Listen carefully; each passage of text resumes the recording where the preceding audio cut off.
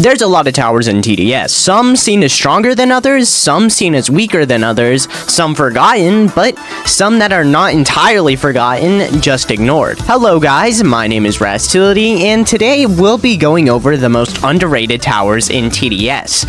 Some of these towers might shock you, and even if they don't, I'd recommend you stay around until the end of the video to see what I have to say about some of these towers. Without any further ado, let's get into the most underrated towers in TDS. Now, to start off this list of towers, we got the Freezer.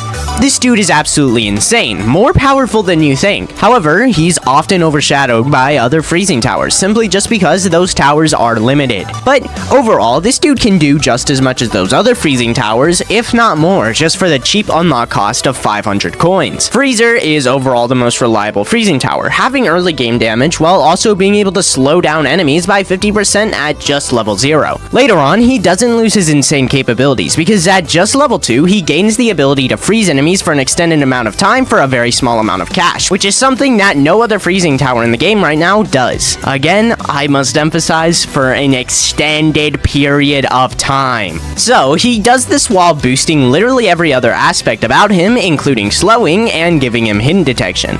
At level 3, it basically just gives you the ability to insta-freeze enemies for an extended period of time for extremely cheap, which again, nothing else can do. Then at level 4, he also gains the Frost Grenade ability, which allows you to freeze up to 5 enemies for 6 seconds. There's literally no other tower in the game right now that can stall an enemy for up to 6 seconds. The only tower in this game that can stun for an amount of time even close to that being Trapper at max level. And keep in mind, this is all for an ability that has a 15-second cooldown. So by the time that these dudes get out of stun, you can stun lock them again in 9 seconds. And all of this for 8k cash in total, while every other stun or freeze-based tower costs over 10,000 cash to achieve max level. So overall, the Freezer is an insanely good tower, and it's most definitely underrated. The reason for that most likely being that there are just more expensive options or cooler options that are limited. Now, our next underrated tower that we got is Trapper. I really feel like this tower gets talked about so much specifically because of the fact that he's underrated.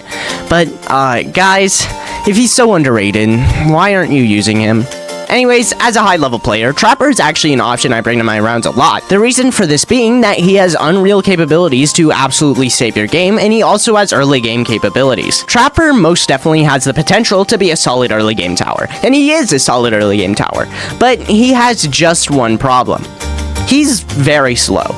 Like, slower than a turtle. He mostly just has reliability and will ensure that you don't leak, but in no way possible is he a fast option in the early game. The main reason for this being because he just has to place down traps, and he can't exactly obliterate enemies at the start since he needs time to place his traps. So, you need to place your trappers all the way near the back, or at least in the middle of the map to get a solid chance of killing these enemies. Anyway, let's talk about his ability to literally save your runs. If you set this dude to be on landmines, he can absolutely slaughter low health enemies and kill multiple high health bosses.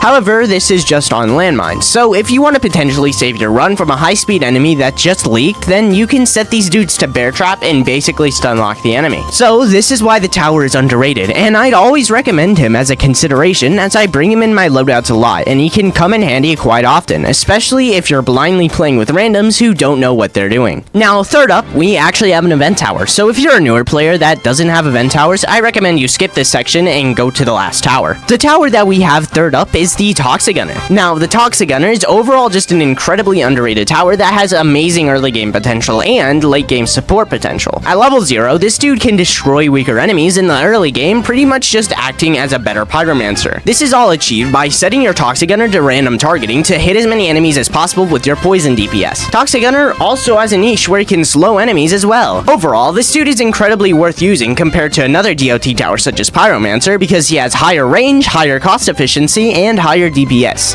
The only thing that Toxic Gunner is lacking is just hidden detection, which is something that Pyromancer does have. Overall, I think that this dude is just a much better option than a tower like Pyromancer. However, he definitely reaches his limit when being compared to Golden Pyromancer because Golden Pyromancer is just much better. However, I think that if you need a solid DOT tower or early game tower to use and you don't have Golden Pyromancer, as his assistance in the late game is very comparable to Golden Pyromancer's capabilities. Now, fourth and finally, we have the Ace Pilot. This is a tower that's actually actually an incredible option for players who are just starting out, mostly due to the fact that this dude is extremely cheap and easy to use, and actually has some of the highest DPS in the game for an early game tower, being 10 total DPS. If you place an ace pilot in a good spot, you can absolutely shred through the earlier waves by constantly switching the direction that the ace pilot is going. It's also worth mentioning that this tower is capable of dealing damage to every type of enemy in this game, being able to directly target flying enemies and hidden enemies, while also being able to do smaller damage to lead enemies. Later on, he only gets better as well, as this dude's cost efficiency stays under 100 throughout all of his levels, giving absolutely insane DPS for an extremely low price. At level 4 and above, he also gives permanent hidden detection to all towers within its range as well, which is something that no other tower can do right now. I must emphasize permanent, which also gives it use for players that are higher level who want to use towers like Swarmer, which have no hidden detection. Now, of course, there has to be a downside to this amount of positives, so he doesn't have a normal type of range, and has a range that circles around. This makes him somewhat map reliant, despite him having an option to move in figure 8, which makes him move in a straighter line. Overall though, if you figure out how to counter these downsides properly, he actually has potential to be a really solid tower, which is why I think he falls in the category of underrated towers. But that's just what I think. If you disagree with any of the points made in this video, then let me know in the comments.